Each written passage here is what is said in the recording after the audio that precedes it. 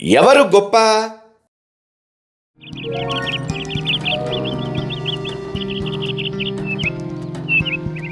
ఒక నదీ తీర ప్రాంతంలో ఓ రైతు పొలంలో ఒక మామిడి చెట్టు, ఒక వేప చెట్టు పక్క పక్కనే మొలిచాయి.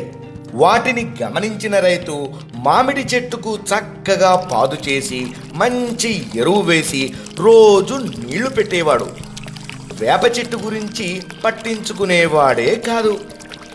తాను గొప్పది కాబట్టి రైతు తన పట్ల శ్రద్ధ చూపుతున్నాడనే భావం మామిడి చెట్టులో కలిగింది. కొంచెం అహంకారం కూడా పెరిగింది. కాలక్రమంలో మామిడి చెట్టు, వేప చెట్టు పెరిగి పెద్దవయ్యాయి.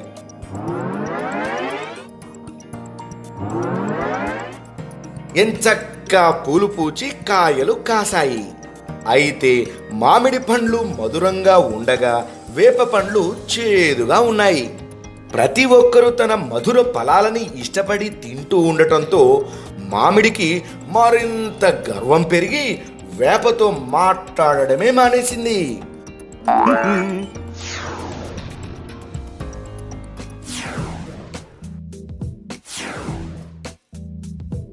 అది గమనించిన వేప, మామిడి గారు, ఏమిటి ఈ మధ్య నాతో మునుపట్లా మాట్లాడటం లేదు, అలా ఉండటం లేదు, ఎందుకు అనగానే మామిడి, నాకు నీకు ఏమి పోలిక, నీతో మాటలేంటి, అయినా మధురమైన తీయటి పండ్లనిచ్చే వృక్షాన్ని నేను, తినటానికి కూడా పనికిరాని చెడు ఫలాలు నీవి, నాకంటే తక్కువ దానివి, నీతో నాకు స్నేహమేంటి?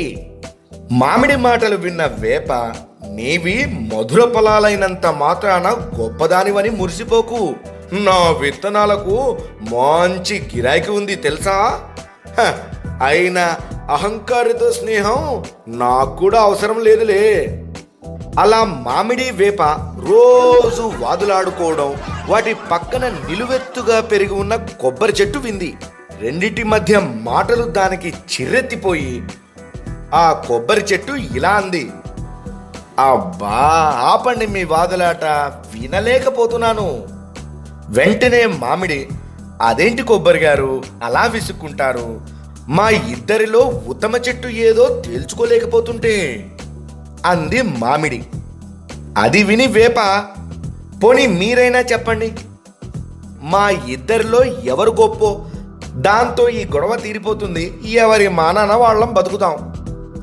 వేప చెప్పింది విని కొబ్బరి వాళ్లతో ఇలా అంది, పిచ్చి మొక్కల్లారా, ఒకరు గొప్పేంటి మరొకరు తక్కువేంటి, మన చెట్లు దేనికవే గొప్పవి, ప్రతీదీ ఏదో ఒక ప్రత్యేకతను కలిగి ఉంటుంది, మీ వాదులాట ఇంతటితో మానుకోండి అని మందలించింది.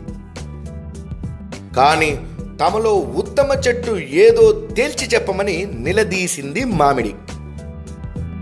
అప్పుడు కొబ్బరి, సరే అంతగా అడుగుతున్నావు కాబట్టి చెబుతున్నాను, చెప్పాక మరి బాధపడకూడదు అంది. అలాగే అని తలూపాయి మామిడి వేప. నా దృష్టిలో వేప ఉత్తమ చెట్టు అని చెప్పుకొచ్చింది కొబ్బరి. ఎలా చెప్పగలవు అంటూ ప్రశ్నించింది మామిడి. దానికి బదులుగా కొబ్బరి ఇలా అంది, మధురమైన మామిడి ఫలాలు తినడానికి అందరూ ఇష్టపడతారు, తిన్నవారికి రుచిని తృప్తిని ఇవ్వగలవు, మరి వేప పండ్లు తినడానికి చేదుగా ఉంటాయి, అయినా వేప విత్తనాలు ఔషధ గుణాలు కలిగి ఎన్నో వ్యాధులు నయం చేయడానికి ఉపయోగపడతాయి, అలాంటి మంచి లక్షణాలు కలిగిన వేపను ఉత్తమ చెట్టుగా నిర్ణయించాను, ఇక మీ ఇష్టం అంటూ తన అభిప్రాయాన్ని చెప్పింది కొబ్బరి. వెంటనే మామిడి, అదేం లేదు, నీకు నేనంటే అసూయ, దానికి మద్దతుగా అలా చెప్పావు, నీ తీర్పును నేను అంగీకరించను అంది కోపంగా. కాలం అలా సాగిపోతూ ఉంది. కొన్నాళ్లకు మామిడికి అంతుపట్టని చీడపీడలు సోకాయి.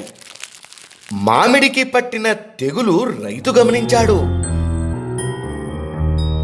వెంటనే వేప చెట్టు క్రింద రాలి ఉన్న కాయలను బాగా దంచి పొడి చేసి దానిని మామిడి చెట్టు మొదట్లో వేశాడు.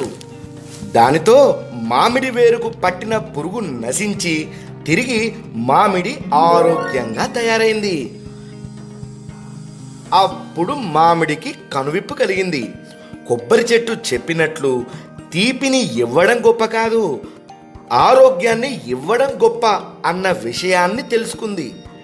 వేపని ఉత్తమ చెట్టుగా అంగీకరించి మునుపట్లాగే వేపతో తన స్నేహాన్ని కొనసాగించింది మామిడి. చూశారు కదూ, ఎదుటివారి గొప్ప గుణాలను తక్కువగా ఎంచకూడదు.